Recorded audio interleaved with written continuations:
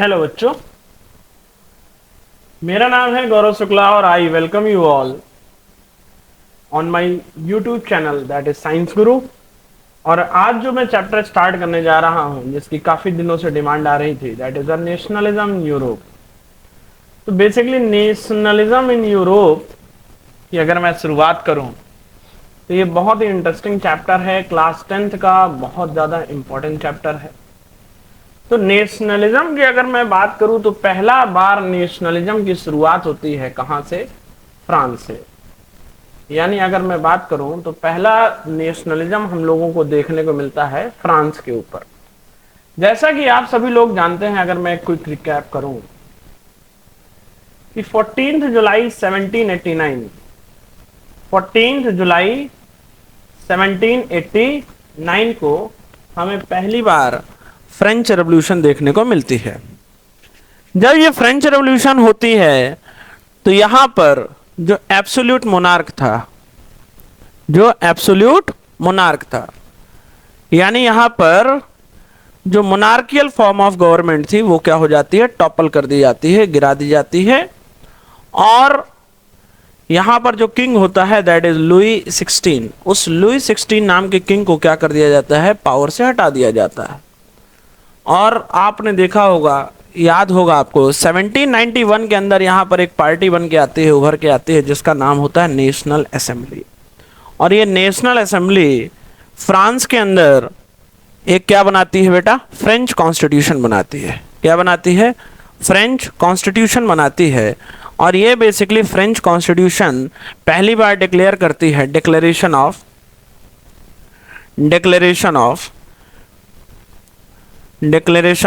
Mains, ठीक है ना। और इसी डिक्लेरेशन ऑफ मेंस को हम बेसिकली आज की डेट में इंडिया के पर्सपेक्टिव में क्या बोलते हैं? फंडामेंटल राइट बोलते हैं। फिर अगर आपको याद होगा कि 1792 के ऊपर यहां पर 1792 से 1794 यहां पर कन्वेंशन फॉर्म ऑफ गवर्नमेंट होती है। और ये convention of form of government का जो क्लब होता है, एक जैकोबियन, उसका जो रूलर होता है मैक्सिमिलियन रॉबेस्पियर, ये यहां पर ये क्या कर रहा होता है? रूल कर रहा होता है, ठीक है ना। अब आपने देखा होगा कि इसके बाद यहां पर 1795 के अंदर एक गवर्नमेंट आती है, that is a directory government. इस गवर्नमेंट को क्या बोलते हैं हम लोग? Directory government. और 1799 पर यहां पर कौन आता है? नेपोलियन आता है। और ये नेपोलियन ही ऐसा करेक्टर यहां पर निकल के आता है, he was a military dictator. और ये मिलिट्री डिक्टेटर पहली बार फ्रांस के अंदर लोगों को 3 चीजें देगा। क्या देगा? पहला चीज देगा लिबर्टी, लिबर्टी। दूसरा देगा इक्वालिटी, और तीसरा चीज देगा फ्रेटर्निटी। यानी पहली बार अगर हम बात करें तो यूरोप के अंदर सबसे बड़ा नेशनलिज्म का जो कारक बन के आता है वो कौन आता है? खुद नेपोलियन आता है। और 1804 के अंदर नेपोलियन अपने आप को क्राउन करता है, अपने आप को एम्परर घोषित कर देता है। क्या घोषित कर देता है? एम्परर घोषित कर देता है। और 1804 पर जिन भी कंट्रीज को उसने हरा दिया होता है वहां पर एक क्या लगाता है? Napoleonic code of conduct. क्या लगाता है? Napoleonic code of conduct. और नेपोलियनिक कोड ऑफ कंडक्ट क्या है मैं हम डिटेल के अंदर इस चैप्टर में पढ़ेंगे वो भी। और 1815 के ऊपर यहां पर नेपोलियन क्या करता है? एक बैटल लड़ता है, बैटल का नाम है वाटरलू। और इस वाटरलू के अंदर नेपोलियन क्या कर जाएगा? हार जाएगा। और इस वाटरलू के बाद यहां पर एक ट्रीटी होती है, that is a treaty of Vienna. और ट्रीटी ऑफ वियना में एरिस्टोक्रेसी को वापस से क्या किया जाता है? रिवाइव किया जाता है। एरिस्टोक्रेसी को क्या किया जाता है? रिवाइव किया जाता है। लेकिन अगर हम बात करें तो इस एरिस्टोक्रेसी के रिवाइव होने के बावजूद भी जब लोगों के अंदर एक बार ये चीज आ जाती है, लिबर्टी, इक्वालिटी एंड फ्रेटर्निटी, एक बार लोगों ने इस चीज का स्वाद चख लिया तो हर व्यक्ति के अंदर क्या रहेगा? हमेशा नेशनलिज्म की भावना रहेगी। अभी नेशनलिज्म होता क्या है अभी पढ़ाऊंगा मैं आपको। तो आप देखेंगे कि इसी नेशनलिज्म की वजह से 1821 के अंदर जो ग्रीक्स हैं, ये ग्रीक्स हैं, ये ग्रीक्स क्या करेंगे, ये ग्रीक्स क्या करेंगे, जो टर्किश लोग थे उन टर्किश लोगों को क्या कर देंगे, उथला देंगे, यानी इनको क्या कर देंगे, निपटा देंगे। अब बात करें अगर कि नेशनलिज्म की पहली आइडियोलॉजिकल चीज़ें हमें कहाँ देखने को मिलती है, ये हमें मिलती हैं फ्रेंच रेवोल्यूशन, और इसी फ्रेंच रेवोल्यूशन से ही पूरी की पूरे यूरोप के अंदर क्या आती है, क्रांति आती है। इसलिए अगर इस चैप्टर की हम बात करें तो इस चैप्टर को पढ़ने के लिए आपको प्रॉपर रूप से फ्रेंच रेवोल्यूशन जरूर पता होना चाहिए। अगर फ्रेंच रेवोल्यूशन आपको नहीं पता है तो you can go and watch. ठीक है, आइए अब शुरू करते हैं कि बेसिकली ये नेशनलिज्म नाम की चिड़िया क्या होती है। ये सर नेशनलिज्म क्या होता है, what is nationalism and what is nation state, हम लोग पढ़ेंगे। तो नेशनलिज्म बेसिकली क्या देता है, sense of collective, sense of collective belongingness.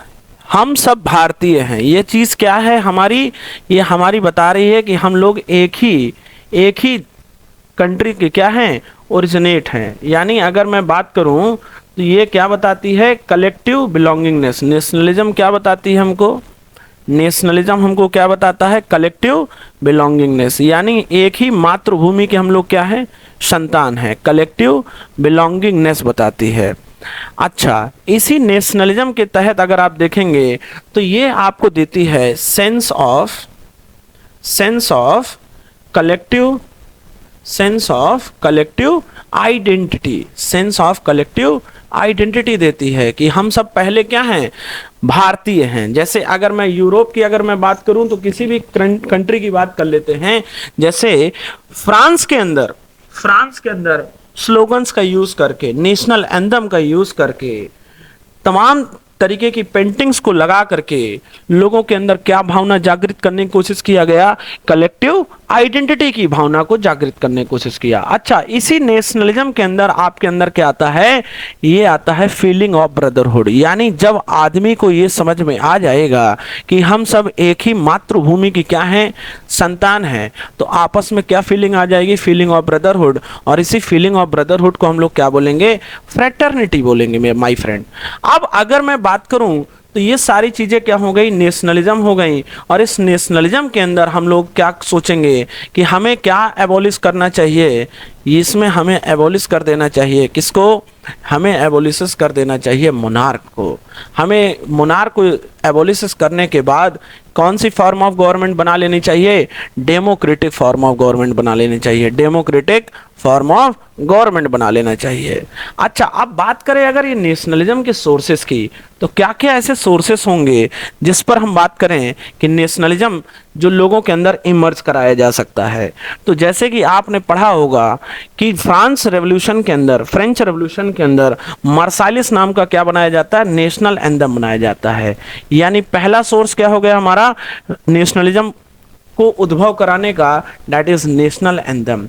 दूसरा अगर आपने पढ़ा होगा तो वहां पर तमाम तरीके के क्या यूज किए जाते हैं, पेंटिंग्स का यूज किया जाता है। क्या यूज किया जाता है, पेंटिंग्स का यूज किया जाता है। जैसे कि हमारे सिलेबस में फ्रेडरिक सोरियो की एक पेंटिंग है, वो मैं आज डिस्कस कभी करूंगा। जैसे अगर मैं बात करूं, पेंटिंग्स हो गए, स्लोगन्स हो गए, ठीक है ना, स्लोगन्स हो गए। इस स्लोगन्स का भी बहुत हेल्प से क्या होगा, आप देखेंगे कि नेशनलिज्म इमर्ज होगी। और क्या होंगे बेटा, और होंगे जैसे न्यूज़पेपर्स, है ना, न्यूज़पेपर्स हो सकते हैं।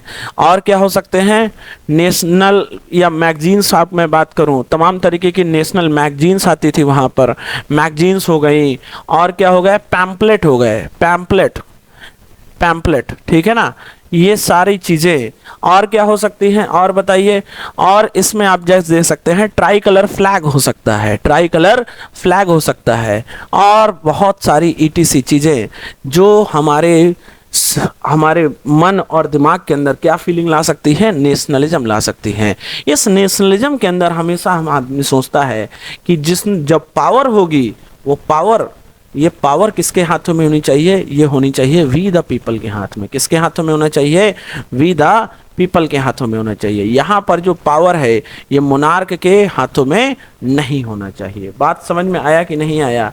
अब बात करें अगर इस चैप्टर की, तो चैप्टर के अंदर बहुत इंटरेस्टिंगली तरीके से एक करेक्टर है, एक पेंटर है। बेसिकली ये कहाँ का पेंटर है फ्रेंच का है, और इस फ्रेंच के पेंटर ने क्या किया, सीरीज ऑफ प्रिंट्स दिया। क्या दिया, सीरीज ऑफ प्रिंट्स दिया। और उस सीरीज ऑफ प्रिंट्स के माध्यम से उसने बताने की कोशिश किया कि भैया आने वाले टाइम पे कैसे एक कंट्री और कई सारी जो कंट्रीज हैं जो आज क्या हैं तमाम मोनार्क के कंट्रोल में हैं, कैसे उन मोनार्क का क्या होगा, अंत होगा और लोग अपने हाथों में क्या करेंगे, सत्ता को ले लेंगे। तो आप देख पा रहे होंगे यहाँ पर ये पहली पेंटिंग आपको दिख रही है, ये बेसिकली किसने बनाई थी, ये बनाई थी हमारे फ्रेडरिक भाई ने, फ्रेडरिक सोरियो। इसका नाम क्या है, फ्रेडरिक सोरियो। और इस फ्रेडरिक सोरियो ने ये जो पेंटिंग बनाई, ये बनाई 1848 के अंदर। और इस पेंटिंग के माध्यम से वो लोगों के अंदर किस चीज की भावना को जागृत करना चाहता है, नेशनलिज्म की फीलिंग को क्या करना चाहता है, जागृत करना चाहता है। अब इस पेंटिंग के अंदर आपने अगर पढ़ा है कि मैंने अभी अभी आपको बताया कि जितने भी फ्रेंच फिलोसफर्स थे उनके लिए सबसे ज्यादा अहम मायने किसके थे, लिबर्टी के। तो यहाँ पर आप देख पा रहे होंगे, यहाँ पर एक स्टैचू खड़ा है। इस स्टैचू को इन्होंने क्या बोला, इसको बोला स्टैचू ऑफ लिबर्टी। इसको क्या बोला, स्टैचू ऑफ लिबर्टी।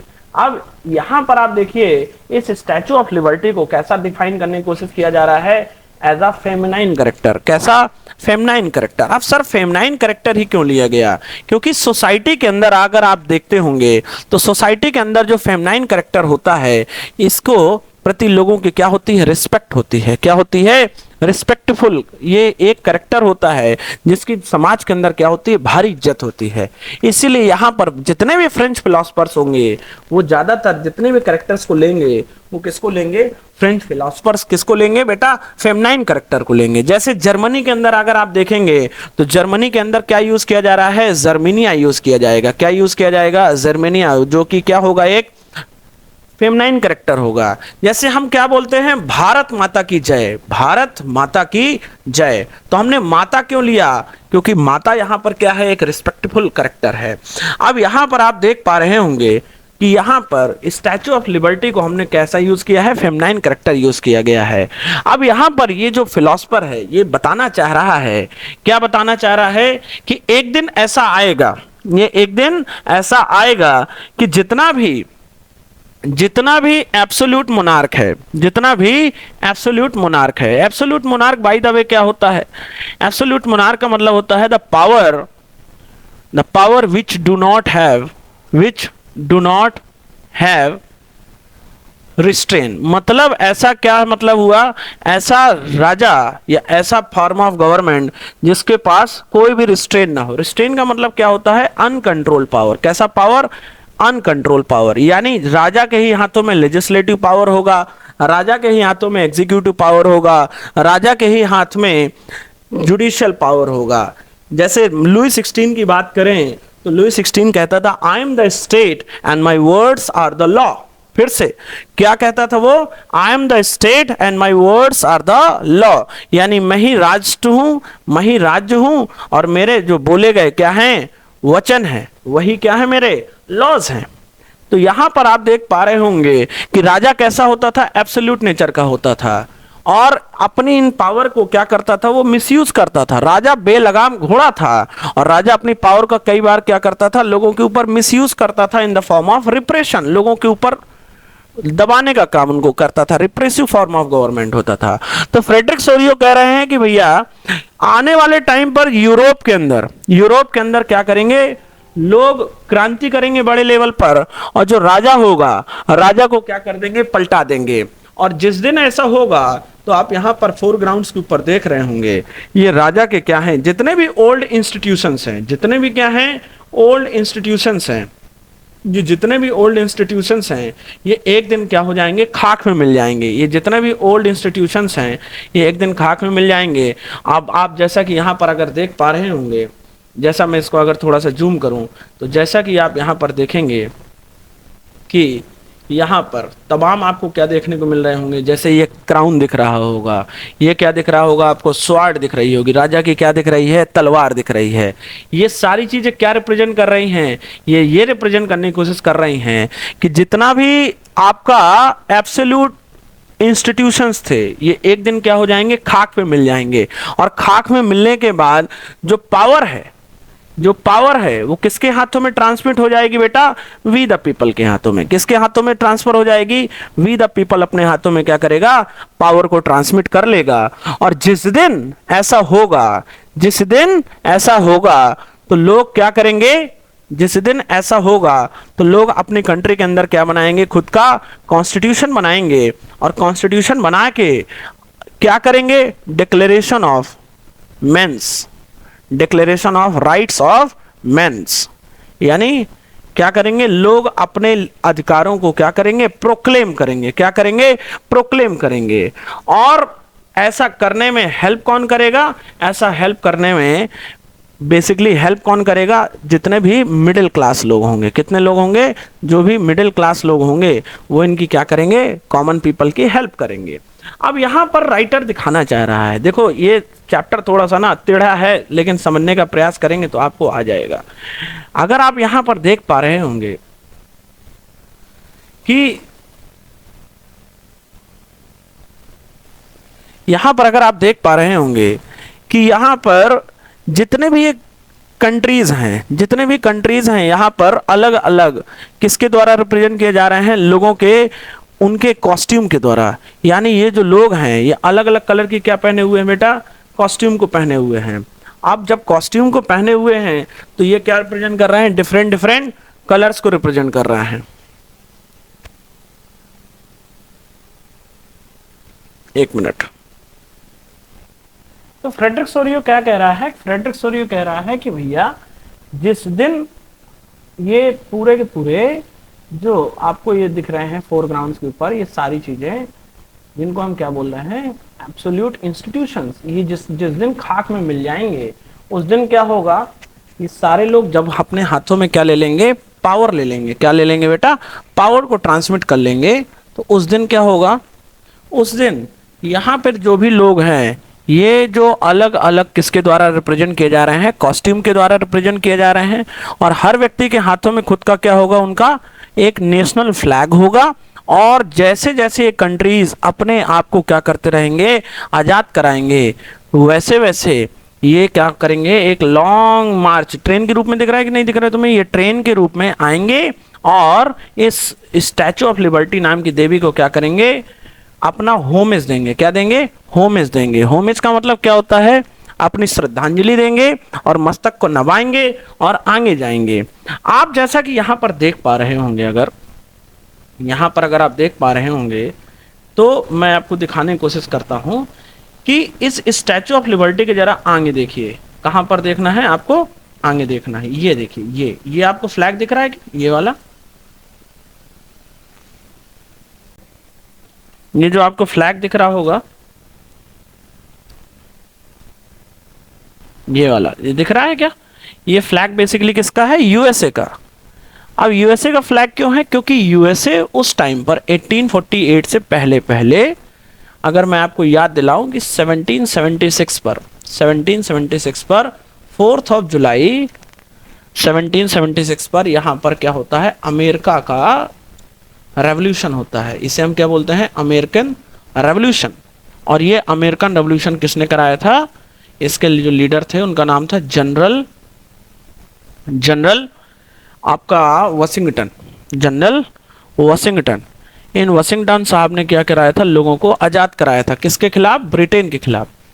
तो ये बताने का फ्रेडरिक सोरियो साहब काम कर रहे हैं कि भैया ये आपका जो इस टाइम पर है, इस टाइम पर अमेरिका ने क्या कर दिया है? अपने यहाँ का जो एब्सोल्यूट मोनार्क था उसको समाप्त कर दिया है और अपने हाथों में क्या कर दिया है? पावर ले लिया है। इसीलिए इस स्टैचू ऑफ लिबर्टी को ये क्या कर चुका है? पास कर चुका है।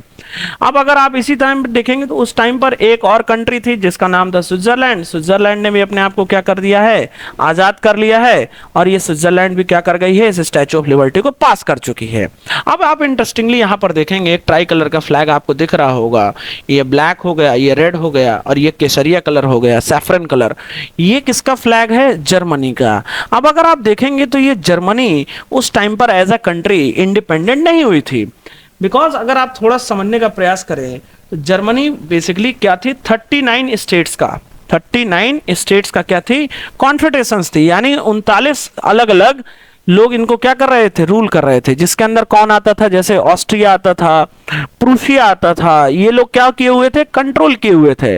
लेकिन फ्रेडरिक सोरियो समझाना चाह रहा है कि एक दिन ऐसा आएगा कि जितने भी जर्मन स्पीकिंग पीपल हैं ये क्या करेंगे, अपने हाथों में पावर को लेंगे और जितने भी ऑस्ट्रिया प्रूशिया के जो ये किंगडम्स हैं इनको क्या कर देंगे, निपटारा करते हुए as a Germany, as a unified country बनाएंगे। अब जरा आप एक चीज दिमाग लगाइए, दिमाग आपको ये लगाना है, अगर दिमाग में आपको यहां पर लगवाऊं, दिमाग आपको ये लगाना है कि भैया उस टाइम पर अगर आप देखिए तो जब ये पेंटिंग बनाई जा रही है, पेंटिंग कब बनाई जा रही है, पेंटिंग बनाई जा रही है 1848 पर, और उस टाइम पर जर्मनी क्या था, जर्मनी 39 कॉन्फेडरेशंस में था। कॉन्फेडरेशन का मतलब समझौता, 39 अलग अलग कॉन्फेडरेशंस में था, और किसके कंट्रोल में था, ऑस्ट्रिया प्रूशिया के कंट्रोल में था, ठीक है ना। अब उस टाइम पर Germany as a nation state नहीं था, Germany as a nation state नहीं एग्जिस्ट करता था। यानी जर्मनी की अगर मैं बात करूं तो ये स्टार्ट होता है 1871 के बाद, जर्मनी एज अ यूनिफाइड होने की, जर्मनी एज यूनिफाइड होने की। लेकिन फ्रेडरिक सोरियो ने जर्मनी के बारे में पहले से एक भविष्यवाणी कर दिया है 1848 में कि एक दिन ऐसा आएगा कि जितने भी जर्मन स्पीकिंग लोग हैं, जर्मन स्पीकिंग लोग हैं जो 39 कॉन्फेडरेशंस में डिवाइड हैं, ये एक दिन राजाशाही को उल्टाएंगे, टॉपल करेंगे और क्या बनाएंगे, Germany as a unified country बनाएंगे। अब आप समझ सकते हैं कि जो बच्चा अभी पैदा ही नहीं हुआ है उसके बारे में सारा कुछ कैरेक्टरिस्टिक्स किसने बता दिया, फ्रेडरिक सोरियो ने बता दिया। क्या बता दिया, फ्रेडरिक सोरियो ने बता दिया।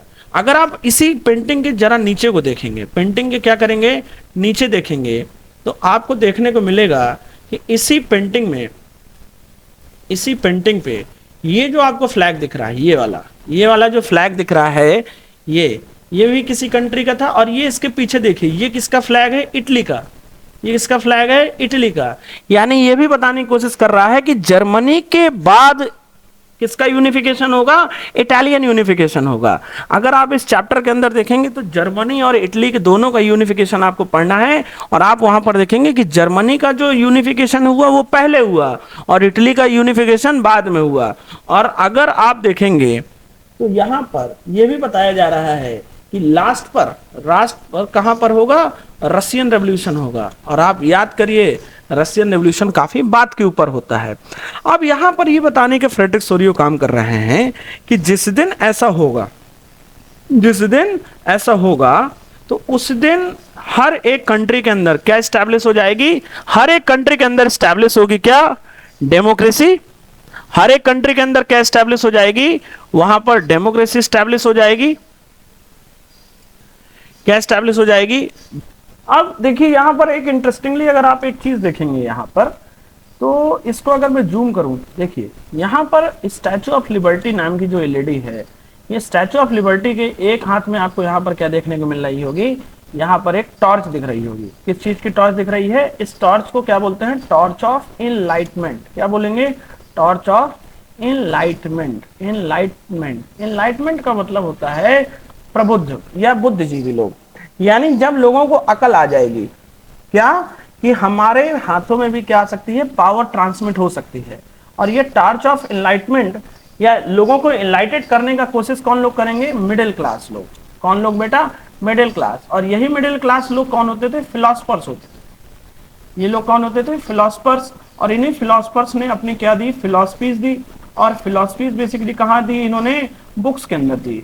और अगर आपको क्लास 9th याद होगी तो जैसे आपने पढ़ा होगा फिलोसफर जॉन लॉक के बारे में, रूसो के बारे में, रूसो। और आपका एक क्या नाम था उसका, मॉन्टेस्क, है ना।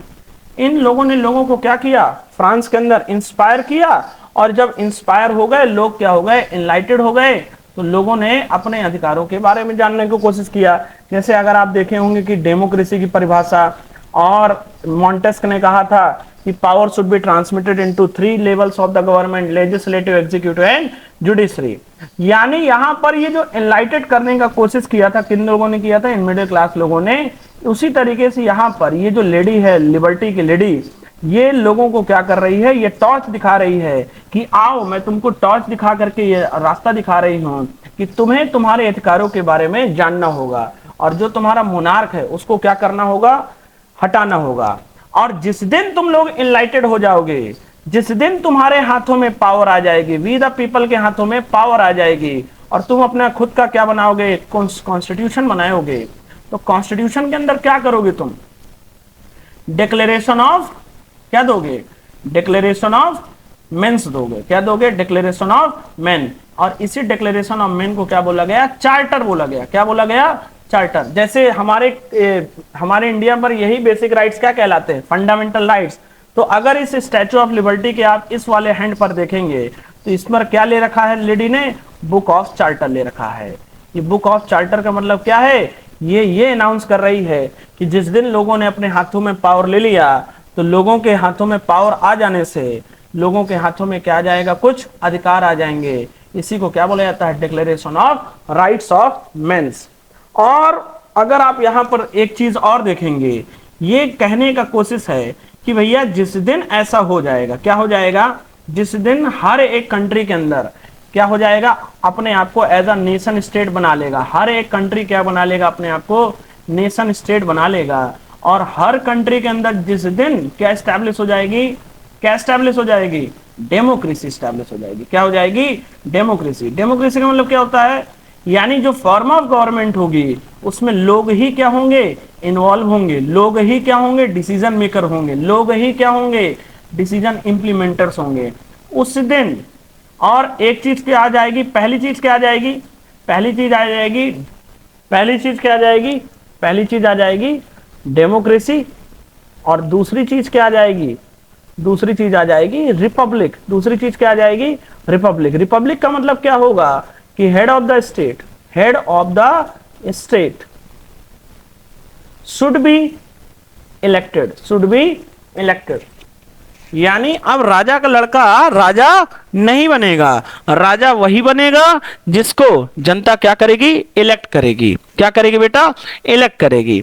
अब एक बहुत अच्छी चीज आप यहां पर देखिए, फ्रेडरिक सोरियो कह रहा है, फ्रेडरिक सोरियो क्या कह रहा है कि जिस दिन ऐसा हो जाएगा कि हर एक कंट्री अपने आप को क्या एस्टैब्लिश कर लेगी, एज अ नेशन एस्टैब्लिश कर लेगी, और जिस दिन ये सारे के सारे मुनार क्या हो जाएंगे, समाप्त हो जाएंगे, ये सारे के सारे मुनार क्या हो जाएंगे। तो फ्रेडरिक सोरियो कह रहे हैं कि जिस दिन लोग अपने हाथों में क्या करेंगे, पावर्स को ट्रांसमिट करेंगे, और पावर को ट्रांसमिट करने के बाद लोग अपने हाथों में क्या करेंगे, पावर को ट्रांसमिट कर लेंगे। हर एक कंट्री के हाथों में क्या होगा, खुद का कॉन्स्टिट्यूशन होगा। तो कह रहा है जीसस क्राइस्ट भी ऐसा ही चाह रहे हैं। ये जो जीसस क्राइस्ट हेवन से तुम्हें देख रहे हैं, ये गेज करेंगे कि मेरी सारी संतान आज क्या हो चुकी हैं, अपने हाथों में उन्होंने पावर ले लिया है। तो कह रहा है जीसस क्राइस्ट की भी यही विल है। और ऊपर से ये क्या आशीर्वाद देंगे, फ्रेटर्निटी। फ्रेटर्निटी का मतलब क्या होता है, ब्रदरहुड का फीलिंग। किसका फीलिंग, ब्रदरहुड का फीलिंग। यानी आपस में क्या करो, खूब भाईचारे के साथ रहो। और ये बगल में आपको ये जो लीडर दिख रही हैं, लेडीज दिख रही हैं, ये एंजल्स भी क्या करेंगी, ऊपर से हेवन से तुमको क्या देंगी, आशीर्वाद देंगी। मैं मतलब कहने का तुम्हें मैं जो समझाना चाह रहा हूं तुम्हें समझ में आ रहा होगा। अब आइए एनसीईआरटी में क्या लिखा हुआ है इसको पढ़ते हैं। देखो वीडियोस थोड़ा सा ना लंबे होंगे क्योंकि ये चैप्टर बहुत अच्छा है, वर्ल्ड हिस्ट्री का बहुत बेस्ट चैप्टर है, इसलिए थोड़ा सा तुम्हें पेशेंस के साथ सुनना होगा, ठीक है ना। आइए, तो यहां पर अगर आप देखेंगे तो फ्रेडरिक सोरियो के बारे में बात शुरू करते हैं। इन 1848 फ्रेडरिक सोरियो नाम का एक फ्रेंच आर्टिस्ट था। उसने कितने प्रिंट्स एस्टैब्लिश किए थे, 4 प्रिंट्स। और उसके अंदर वो विजुलाइजिंग कर रहा है इस dream, the world made up of democracy. यानी हर एक कंट्री के अंदर क्या एस्टैब्लिश हो जाए, डेमोक्रेसी एस्टैब्लिश हो जाए। डेमोक्रेसी का मतलब क्या है, rule by the people, for the people, to the people. यानी एक ऐसी गवर्नमेंट बने जिस गवर्नमेंट के अंदर लोग ही क्या हो, डिसीजन मेकर्स हो, लोग ही डिसीजन इंप्लीमेंटर्स हो, और पावर के हाथों में कौन हो, लोग ही हो। और आगे क्या लिखा है कि सोशल रिपब्लिक। सोशल रिपब्लिक का मतलब सोसाइटी के अंदर क्या आ जाए, रिपब्लिक आ जाए। अभी अभी मैंने आपको बताया रिपब्लिक का मतलब कि हेड ऑफ द स्टेट कैसा होना चाहिए, head of the state elected होना चाहिए। क्या होना चाहिए? इलेक्टेड होना चाहिए। किसी भी हायरार्किकल पोस्ट में नहीं होना चाहिए कि राजा का लड़का ही राजा क्या हो रहा है, बन रहा है। तो यहां पर अगर आप देख रहे होंगे तो यहां पर यूरोप और अमेरिका के लोगों को क्या किया जा रहा है, इस पेंटिंग के माध्यम से दिखाने की कोशिश किया जा रहा है। यहां पर जो मेंस एंड वुमेन्स हैं of all the ages and the social class marching in a form of long train. आपको यहां पर दिख ही रहा है कि यहां पर ये किसके फॉर्म में चल रहा है बेटा, ये इन द फॉर्म ऑफ, जैसे है ना बचपन में तुम रेलगाड़ी रेलगाड़ी देखते थे ना, रेलगाड़ी रेलगाड़ी, तो वैसे यहाँ पर ये क्या हो रहे हैं, लोग एक के पीछे कतार के रूप में क्या कर रहे हैं, चल रहे हैं। और ऑफरिंग होमेज, होमेज का मतलब है जो भी कंट्री अपने आप को क्या कर रही है, इंडिपेंडेंट घोषित कर रही है, तो वो पहले आकर के अपने आप को इस स्टैचू ऑफ लिबर्टी के आपने सर को क्या कर रहा है, नवा रहा है और आगे क्या कर रहा है, इसको पास करते हुए आगे जा रहा है। बोलो यस और नो। ठीक है, अब आगे देखो क्या लिखा है। आगे लिखा है कि यहां पर जो भी फ्रेंच फिलोसफर्स हैं वो पर्सोनिफाई कर रहे हैं liberty as a female figure. Personification का मतलब क्या होता है, देखो पर्सोनिफिकेशन का मतलब क्या होता है। पर्सोनिफिकेशन एक बेसिकली पोएटिक डिवाइस होती है जो किसके अंदर यूज की जाती है, पोएट्रीज के अंदर। यहां पर क्या होता है कि जब किसी एब्स्ट्रैक्ट आइडिया को, व्हेन एब्स्ट्रैक्ट आइडिया को as a living character represent किया जाए, क्या किया जाए, as a living character represent किया जाए। अब एब्स्ट्रैक्ट आइडिया क्या हो सकता है, ये तुम्हारे मन का विचार होता है जिसको टच नहीं किया जा सकता, ये हमारा क्या होता है, नॉन लिविंग करेक्टर होता है, ये नॉन लिविंग आइडिया होता है बेसिकली। और जैसे आजादी, अब आजादी क्या है, एक प्रकार का एक एब्स्ट्रैक्ट आइडिया है, हमारा अमूर्त विचार है जो हमारे मन के अंदर क्या हो रहा है, जनरेट हो रहा है। अब उस आजादी को हम लोगों ने एज अ लिविंग करेक्टर क्या कर दिया, बना दिया। जैसे भारत माता एक एब्स्ट्रैक्ट आइडिया, हमारे मन की क्या है, कल्पना है, एक नॉन लिविंग चीज है, लेकिन हमने उसको कैसा बिहेव कर दिया है, एज अ लिविंग करेक्टर। तो पर्सोनिफिकेशन का यही मतलब होता है कि यहां पर स्टैचू ऑफ लिबर्टी नाम की कोई लेडी नहीं रहती थी, फ्रांस में कोई लिबर्टी रहती थी, लेकिन हम लोग यहां पर एज अ फ्रेंच फिलोसफर अगर सोचें तो उन्होंने लिबर्टी को कैसा डिफाइन किया है, as a living character define किया है। और यहां पर फीमेल फिगर ही क्यों लिखा है, फीमेल फिगर इसलिए लिखा है क्योंकि सोसाइटी के अंदर मोस्ट रिस्पेक्टेबल अगर कोई करेक्टर होता है तो वो क्या होता है, फीमेल फिगर होता है। यहां पर अगर आप देखेंगे तो टॉर्च ऑफ एनलाइटमेंट एक लेडी ने हाथ में ले रखा हुआ है, दिख रहा होगा आपको, ये मैंने आपको दिखाया भी आपको बेसिकली कि यहां पर एक फीमेल फिगर के हाथों में, यहां पर आपको ये दिख रहा होगा कि ये क्या ले रखा है, इन्होंने टॉर्च ले रखी है। ये टॉर्च क्या है, ये दिखाने का, तुम्हारे अधिकारों को बताने का कोशिश कर रही है कौन, स्टैचू ऑफ लिबर्टी। और ये बेसिकली किसने काम किया था, ये बेसिकली काम किया था मिडिल क्लास पीपल्स ने, लोगों को अधिकार बता रहा था। ठीक है कि नहीं, ठीक है कि लोगों के हाथों में सत्ता होगी, लोग क्या करेंगे, अपने हाथों में पावर को ट्रांसमिट करेंगे और एक ऐसी फॉर्म ऑफ गवर्नमेंट आएगी जिसमें लोग ही डिसीजन मेकर्स होंगे। तो भैया इस तरीके की जो चीजें इंस्पायरिंग दिया वो किसने दिया था, फिलोसफर्स ने दिया था, फ्रेंच फिलोसफर्स ने। तो लोगों को इंस्पायर करने का काम किसने किया था, इन्हीं फ्रेंच फिलोसफर्स ने काम किया था। बोलो यस और नो। तो अगर आप देखें, अगर आप यहां पर आगे देखें तो अगर आप यहां पर देखें, इनके एक हाथ में क्या है बेटा, टॉर्च है, एक हाथ में क्या है, टॉर्च है, और दूसरे हाथ में क्या है, तुम्हें एक चार्टर दिख रहा होगा, ये बुक इन्होंने, ये चार्टर का मतलब क्या है, बेसिक राइट्स, या इन्हीं को हम लोग क्या बोलते हैं, फंडामेंटल राइट्स। अच्छा, इन्हीं फंडामेंटल राइट्स को क्या बोला जाता था, declaration of rights of main, है कि नहीं। तो यहां पर यह बताने की कोशिश किया जा रहा है इस फिलोसफर के द्वारा कि भैया आगे चलिए, देखिए क्या लिखा है, आगे लिखा हुआ है कि यहां पर एक हाथ में इसके क्या ले रखा है, इसने चार्टर ले रखा है, राइट्स ऑफ मैन और अदर, दूसरे पर उसने क्या ले रखा है, torch of enlightenment. On the earth का मतलब क्या हुआ कि आगे जो पृथ्वी पर, इस पृथ्वी पर अगर आप देखेंगे तो यहां पर आपको यहां पर आपको किसके इमेजेस मिलेंगी, यहां पर मिलेंगी फोरग्राउंड्स पर images of the shattered remain. Shattered का मतलब बिखरे हुए, किसके सिंबल्स, एब्सोल्यूटिस्ट इंस्टीट्यूशन। एब्सोल्यूट का मतलब क्या होता है? The power which have no restrain. और एक ऐसी फॉर्म ऑफ गवर्नमेंट जो हमेशा कैसी होगी? रिप्रेसिव फॉर्म ऑफ गवर्नमेंट होगी। यहां पर वो अपने पावर का हमेशा क्या करेगा? मिसयूज करेगा। तो फ्रेडरिक सोरियो चाह रहे हैं कि ये सारा चीज समाप्त हो जाए और वो अपने एक यूटोपियन विजन को प्रमोट कर रहे हैं। अब यूटोपियन विजन क्या होता है? वो ये चाह रहे हैं कि एक ऐसी आइडियल सोसाइटी बने जिस आइडियल सोसाइटी के अंदर लोगों के हाथों में क्या हो? सत्ता हो, लोग ही क्या हो? डिसीजन मेकर्स हों, और हर एक कंट्री मिलकर के क्या करे?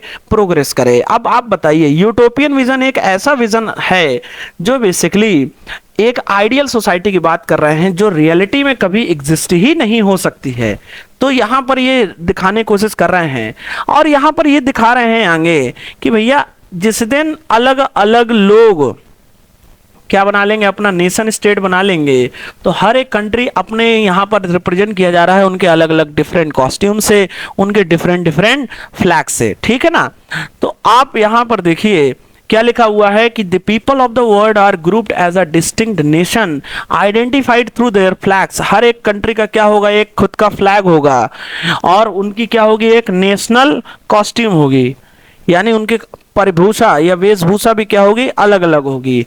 लीडिंग टू द प्रोसेशन, यानी इस मार्च या जो ट्रेन चल रही है, इस ट्रेन पर सबसे आगे कौन जो स्टैचू ऑफ लिबर्टी को पास करेगा? United states. यूनाइटेड स्टेट ने 4 जुलाई 1776 को क्या किया था? अपने आप को इंडिपेंडेंट कर लिया था। और इसकी हेल्प किसने किया था? याद करिए आपको, 1776 में जो लुई 16 था, लुई 16 ने 13 अमेरिकन कॉलोनीज की हेल्प करने के लिए क्या भेजा था? मिलिट्री को भेजा था, अगर आपने पढ़ा होगा।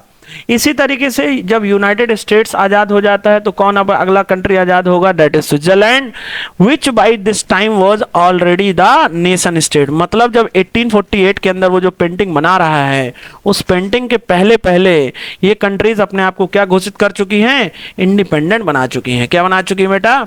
इंडिपेंडेंट बना चुकी हैं। यस और नो? तो कोई डाउट हो तो बताइएगा आप कमेंट में जरूर।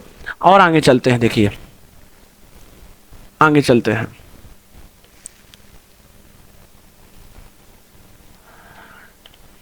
चलिए,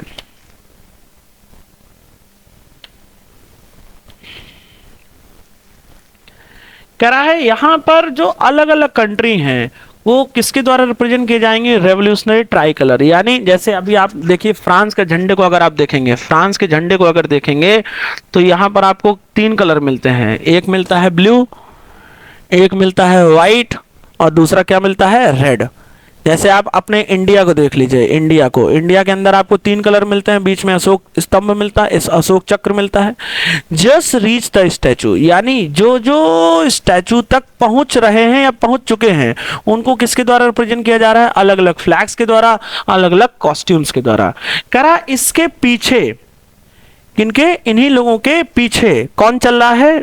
जर्मनी चल रहा है। अब मैंने आपको बताया कि जर्मनी का जो झंडा है, मैंने बताया था आपको कि किस कलर का होगा? Black, red and gold flag. यानी उस टाइम पर, इंटरेस्टिंगली यहां पर लिखा है कि time when the Sorrieu created this image 1848 पर, उस टाइम पर Germany as a independent nation नहीं था। जर्मनी कब अपने आप को इंडिपेंडेंट बना रहा है? 1871 के आसपास। लेकिन आप देखिए उस टाइम पर भी लोगों इन्होंने, फ्रेडरिक सोरियो ने बता दिया था कि जो जर्मनी आज 39 अलग अलग कॉन्फेडरेशंस का हिस्सा है, ये लोग क्या बनाएंगे? अपने आप को एक नेशन स्टेट बनाएंगे। क्यों? यहां पर ये दिखाया जा रहा है ये नेशन स्टेट जो एग्जिस्ट नहीं करता था। आगे क्या लिखा है? The flag they carry in the expression of liberal hopes इन 1848। मतलब जो लोग इसने अपनी पेंटिंग में बताया, ये जो लोग चल रहे हैं इनको क्या बता रहा है? Liberal hopes. लिबरल का मतलब क्या होता है? लिबर्टी देने वाले। लिबर्टी देने वाले कौन लोग थे? फिलोसफर्स थे। उन्होंने कहा कि एक दिन हम लोग क्या होंगे? आजाद होंगे, हमारी ऐसी आशा है। और इन्होंने कहा कि एक दिन ऐसा होगा, फ्रेडरिक सोरियो कहते हैं कि एक दिन ऐसा आएगा कि न्यूमरस जर्मन स्पीकिंग प्रिंसिपैलिटीज, कितनी? 39, ये एक दिन अपने आप को क्या बना लेंगी? नेशन स्टेट बना लेंगी। और हर एक कंट्री के अंदर क्या एस्टैब्लिश हो जाएगी? डेमोक्रेसी। और हर एक कंट्री अपने आप को क्या एस्टैब्लिश करेगा? एक खुद का कॉन्स्टिट्यूशन देगा। इसी तरीके से जर्मनी के बाद जो प्रिंस पीपल होंगे ऑस्ट्रिया के, kingdom of two Sicily, Lombardy, Poland, England, Ireland, Hungary and Russia. देखिए लास्ट में रसिया आ रहा है क्योंकि रशियन रेवोल्यूशन बहुत लास्ट में हुआ था, जिसका रूलर कौन था, द जार निकोलस सेकेंड। तो कह रहा इस तरीके के जब आपकी चीजें हो रही होंगी तो उस टाइम पर यहां पर जो आपके कौन होंगे, जीसस क्राइस्ट साहब होंगे। ये कौन होंगे, जीसस क्राइस्ट साहब होंगे। तो जीसस क्राइस्ट साहब क्या करेंगे, ऊपर से क्या करेंगे, तुम लोगों को ऊपर से देखेंगे और देखने के बाद क्या देंगे, व्यक्ति को आशीर्वाद देंगे। क्या देंगे, आशीर्वाद देंगे। और एंजल्स भी क्या करेंगे, इस सीन को देखेंगी। और कह रहा है यहां पर आर्टिस्ट सिंबलाइज कर रहा है फ्रेटर्निटी। फ्रेटर्निटी का मतलब क्या होता है, फीलिंग ऑफ ब्रदरहुड को। यानी हर एक कंट्री जिस दिन अपने हाथों में पावर को ट्रांसमिट करेगी तो हर एक कंट्री क्या होगी, हर एक कंट्री क्या हो जाएगी, इंडिपेंडेंट हो जाएगी। उस दिन हर व्यक्ति भाईचारे के साथ क्या होने लगेगा, रहने लगेगा। अब यहाँ पर अगर आप देखेंगे तो उस टाइम पर ये जो पेंटिंग है इसके अंदर कई प्रकार के उस टाइम के इश्यूज को क्या किया गया है, डील किया गया है। During the 19th century nationalism emerge as a force. यानी नेशनलिज्म नाम की जो चिड़िया है, ये नेशनलिज्म नाम की चिड़िया लोगों के अंदर एज अ फोर्स काम करेगी, जिस फोर्स के माध्यम से बहुत प्रकार के फ्रांस के अंदर या पूरे यूरोप के अंदर पॉलिटिकल और मेंटली रूप से क्या होंगे, चेंजेस आएंगे। और इन चेंजेस के माध्यम से आप देखेंगे तमाम अलग अलग नेशन स्टेट बनेंगे। Germany as a nation state बनेगा जो मल्टी नेशनल डायनेस्टिक में था, 39 पर था। इटली 7 स्टेट्स के अंदर क्या था, कंट्रोल किया जाता था, वो क्या करेगा, एज अ मॉडर्न स्टेट बन करके आएगा। तो concept and the practices of the modern state in which the centralise power exercise sovereign control. What is the meaning of sovereign, sovereign जैसे इंडिया इज क्या बोला जाता है, India is a sovereign country. Sovereignty का क्या मतलब होता है, ये सॉवरेन का क्या मतलब होता है, सॉवरेन का मतलब होता है कि व्हेन अगर हम इंडिया की बात करें तो India is able to take all its internal as well as external decisions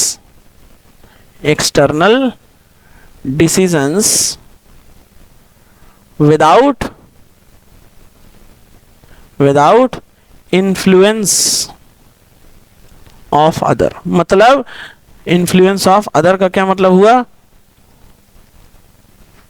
influence of other का क्या मतलब हुआ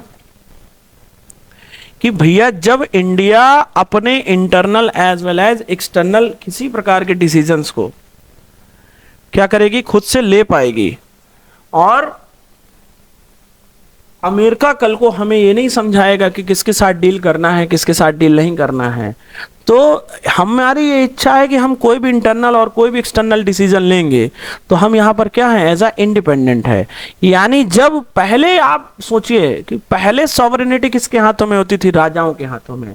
कोई भी इंटरनल एक्सटर्नल डिसीजन लेना होता था तो क्या होता था, कौन लेता था उस चीज को, कौन लेता था डिसीजन, राजा लेता था। लेकिन अगर हम बात करें तो अब डिसीजंस कौन लेगा, अब डिसीजन कौन लेगा, who is the decision maker, अब डिसीजन मेकर होगा कौन, लोग। यानी पावर किसके हाथों में ट्रांसफर हो रही है, लोगों के हाथों में। किसके हाथों में ट्रांसफर हो रही है, लोगों के हाथों में।